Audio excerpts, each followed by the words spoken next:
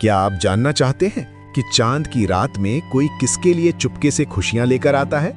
یہ کہانی آپ کو سکھائے گی کہ اصلی نیکیاں ہمیشہ چھپ کر ہوتی ہیں۔ پنجاب کے سرسبز کھیتوں اور بہتی نہروں کے درمیان ایک چھوٹا سا مگر پرسکون گاؤں آباد تھا، جسے لوگ محبت سے روف پور کہتے تھے۔ رمضان کے آخری دن تھے اور گاؤں کی فضا میں ایک عجیب سی خاموشی کے ساتھ روحانیت گھلی ہوئی تھی، جیسے ہر درخت، ہر ہوا کا جھونکا کوئی دعا پڑھ رہا ہو۔ شام ہوتے ہی مسجد سے قرآن کی تلاوت کی آواز گونجنے لگتی اور گلیوں میں مٹی کی خوشبو دل کو ایک عجیب سا سکون دے جاتی۔ مگر اس سکون کے پیچھے ایک کہانی چھپی ہوئی تھی، ایک ایسی کہانی جو ابھی کسی کو معلوم نہیں تھی۔ اسی گاؤں میں ایک 8 سال کا لڑکا رہتا تھا، جس کی آنکھوں میں عجیب سی گہرائی تھی اور دل میں دوسروں کے لیے درد۔ وہ اکثر اپنے والد کے پاس بیٹھ کر کہتا، ابا، کیا عید صرف نئے کپڑوں اور مٹھائیوں کا نام ہے، یا پھر اصل عید وہ ہوتی ہے جب کسی اداس انسان کے چہرے پر مسکراہٹ آ جائے؟ اس کے والد یہ سن کر مسکرا دیتے، مگر اس دن انہوں نے پہلی بار غور سے اپنے بیٹے کو دیکھا، کیونکہ انہیں اندازہ نہیں تھا کہ یہ چھوٹا سا لڑکا چاند رات کو کچھ ایسا کرنے والا ہے جو پورے گاؤں کی سوچ بدل دے گا۔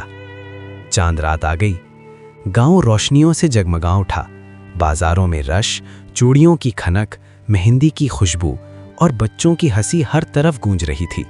لیکن اسی شور میں ایک چھوٹا سا لڑکا خاموشی سے اپنے کمرے میں داخل ہوا۔ اس نے پرانے کپڑے پہنے، اپنے چہرے پر تھوڑی سی مٹی لگائی اور ایک چھوٹی سی بوری اٹھا لی۔ آئینے کے سامنے کھڑا ہو کر وہ آہستہ سے بولا، آج میں دیکھوں گا کہ کون دل سے امیر ہے اور کون صرف دکھاوا کرتا ہے۔ وہ گاؤں کی گلیوں میں نکل پڑا۔ پہلے وہ ایک بڑے اور امیر گھر کے دروازے پر گیا۔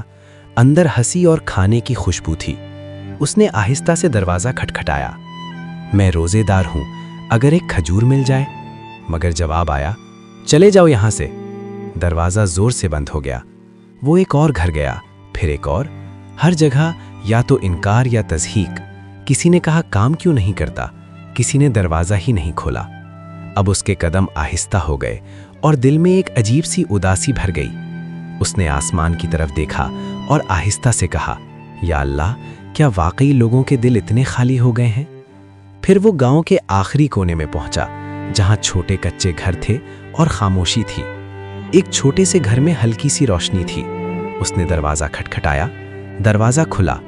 اندر ایک سادہ سا گھر، مٹی کی دیواریں، پرانی چارپائی، مگر فضا میں سکون اور محبت تھی۔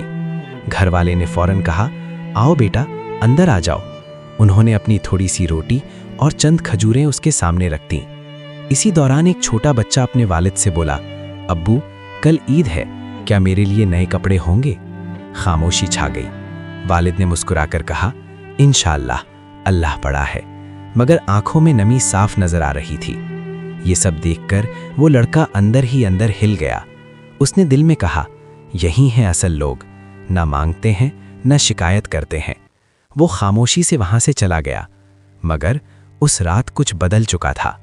آدھی رات کے وقت وہی لڑکا واپس آیا، مگر اس بار اس کے ہاتھ میں ایک تھیلا تھا۔ اس نے خاموشی سے دروازے پر رکھا اور اندھیرے میں گم ہو گیا۔ صبح عید تھی۔ جب دروازہ کھلا تو تھیلے میں نئے کپڑے، جوتے، کھانے کا سامان اور پیسے تھے۔ گھر میں خوشی کی لہر دوڑ گئی۔